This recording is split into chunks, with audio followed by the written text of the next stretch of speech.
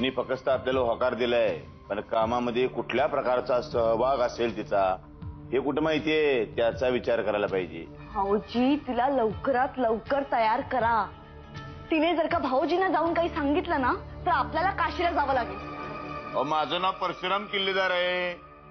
माझ्या काही कामाच्या पद्धती आहेत, सवयी आहेत, त्यानुसार मला काम करू द्या. हे बघा, तुम्हाला जमत नसेल तर मी जाऊन बोलते तिच्याशी. मला पण कळते ते, मी त्याच कामासाठी 10 वेळा भेटायला गेलो होतो.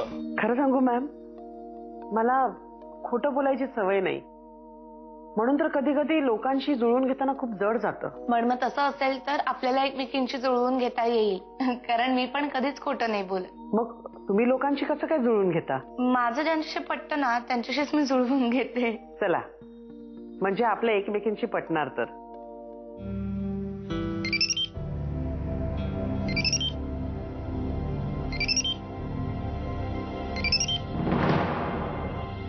हॅलो, अहिल्या बोलते.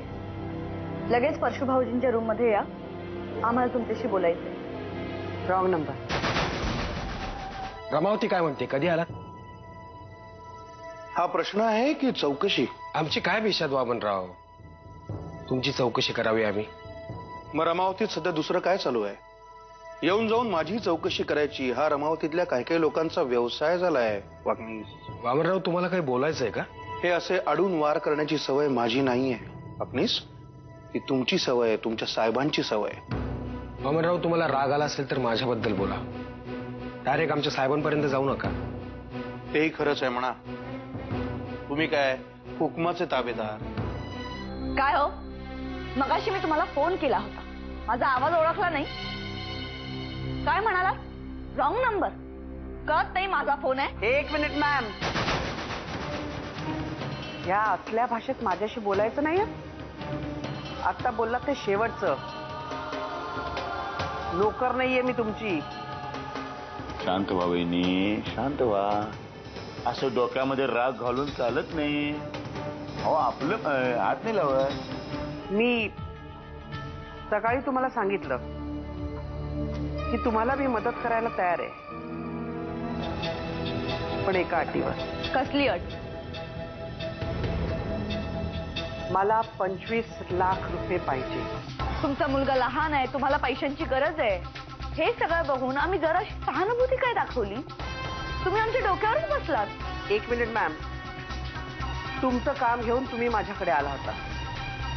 मला वाटतं तसंही हा प्लॅन जर मी नरसिंह सरांना सांगितला तर यापेक्षाही जास्त पैसे मला मिळतील. अहो कानन बाई, असं करू नका.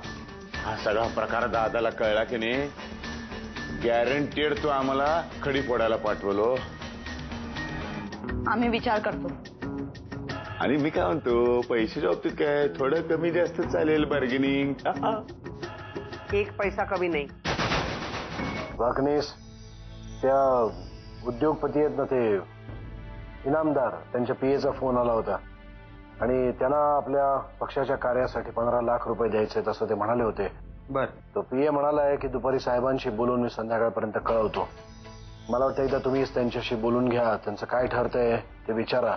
ठीक आहे. आपल्याला गरज आहे त्या पैशांची. लवकरात लवकर त्यांच्याशी बोलून मला निरोप द्या. ठीक आहे साहेब.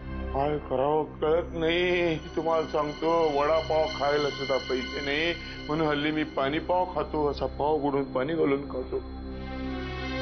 मग आता काय करायचं ते सांगा. मी काय सांगणार बाबा. मी एक काय म्हणतो, तुमच्या कमरेला तिजोरीच्या चाव्या आहेत की नाही, तर त्यातनं काढा की पैसे. कुणाला काय कळते. नाहीतर एक काम करा, नवरा एवढा मोठा बँकेचा चेअरमन, त्याला सांगा 25 लाख द्यायला. नाही हा भाऊजी, मी माझ्या नवऱ्याकडे पैसे मागणार नाही, कळलं? मग आता काय करायचं, काय पैसे आणायचे कुठनं ते तुम्ही बघा, मला काय सांगताय. एक काम करतो, वामण्याच्या बँकेवर दरोडाच घालतो. राहिलं राहिलं राहिलं दुसरा काहीतरी मार्ग शोधू, विचार करूया. तुम्ही बी करा, मी बी करतो. 1 2 3 स्टार्ट.